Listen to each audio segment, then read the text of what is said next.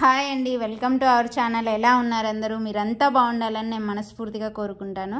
ఈరోజు సాటర్డే కదండి. సాటర్డే మన ఛానల్లో ఒక మోటివేషనల్ స్టోరీ వస్తుంది. ఈరోజు దేని గురించి అంటే, ఇక్కడ చూస్తున్నారు కదా, కోపం అనేది చాలా మందికి వస్తూ ఉంటుంది. కోపం అనేది సహజంగా వచ్చే ఒక రకమైన భావోద్వేగం అన్నమాట. మనకి ఎలాగైతే సంతోషము, ఆనందము అలా వస్తాయో అలాగా కోపం అనేది ప్రతి ఒక్కరికి సహజమని ప్రతి ఒక్కరికి వస్తుంది.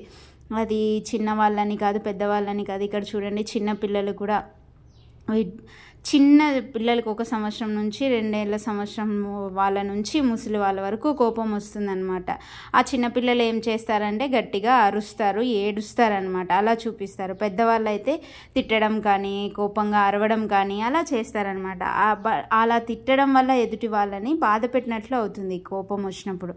ఆ కోపం, ఆ క్షణిక ఆవేశం వలన చాలా బంధాలు కోల్పోతూ ఉంటారు, జీవితంలో చాలా నష్టపోతూ ఉంటారనమాట. అలాంటి కోపం వచ్చినప్పుడు మనం ఏం చేయాలి, అసలు కోపం ఎలా వస్తుంది, ఎందుకు వస్తుంది, కోపం వచ్చినప్పుడు ఏం చేయాలి అనేది నేను ఈ వీడియోలో చెప్తాను. వీడియో స్కిప్ చేయకుండా చివరి వరకు చూడండి.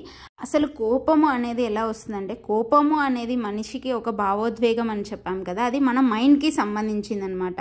మన మైండ్లో ఒక రియాక్షన్ అది. ఆ రియాక్షన్ వచ్చినప్పుడు ఏమవుతుంది అంటే, మన బాడీలోకి ఆ కోపం వచ్చినప్పుడు మనుషులు అరవడం కానీ, లేదా వాళ్ళు విచక్షణ కోల్పోతారనమాట. అసలు అప్పుడు ఎలా మాట్లాడుతున్నారు, ఏం మాట్లాడుతున్నారు అనేది కూడా వాళ్ళ కంట్రోల్లో ఉండదు. కోపం అదుపు చేసుకోలేని వాళ్ళు.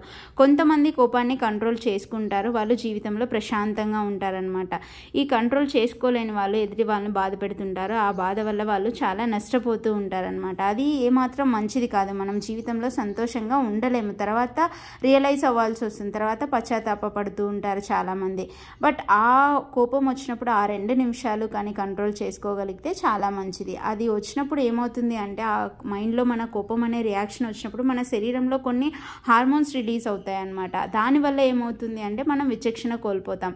బట్ అది మళ్ళీ కంట్రోల్ అవ్వడానికి కూడా మళ్ళీ సేమ్ వేరే హార్మోన్స్ మన శరీరంలో రిలీజ్ అవుతాయి. దానికి కూడా ఒక కంట్రోలింగ్ సిస్టమ్ మన బాడీలోనే ఉంటుంది. బట్ దానికి కొంచెం టైం కావాలన్నమాట. ఆ 2 నిమిషాల ఆ టైంలోనే, ఆ టైం కూడా మనం ఇవ్వమన్నమాట. మళ్ళీ మనం కంట్రోల్ చేసుకునే టైం కూడా మనం బాడీకి, మన మైండ్కి ఇవ్వకుండా మనం గట్టిగా అరిచేస్తూ ఉంటామన్నమాట. బట్ దాన్ని కానీ ఆ అదుపులో ఉంచుకోగలిగితే మనము జీవితంలో ప్రశాంతంగా ఉండొచ్చు.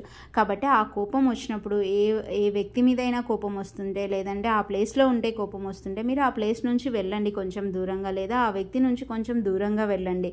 అప్పుడు కొన్ని మైండ్లో కొన్ని నంబర్స్ కౌంట్ చేసుకుంటూ ఉండండి. కొంచెం కంట్రోల్ చేసుకున్నారంటే తర్వాత మీ కోపము తగ్గిపోతుందన్నమాట.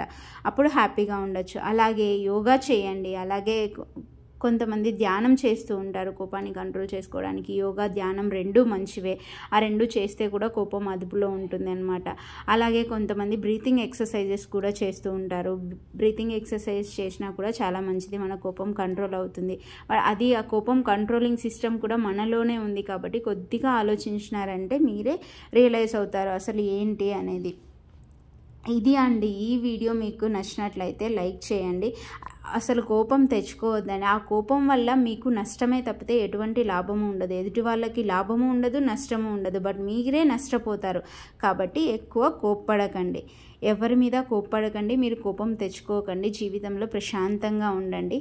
ఈ వీడియో మీకు నచ్చినట్లయితే లైక్ చేయండి, షేర్ చేయండి. మన ఛానల్ని ఫస్ట్ టైం ఎవరైనా చూస్తుంటే సబ్స్క్రైబ్ చేసుకోండి. Thanks for watching.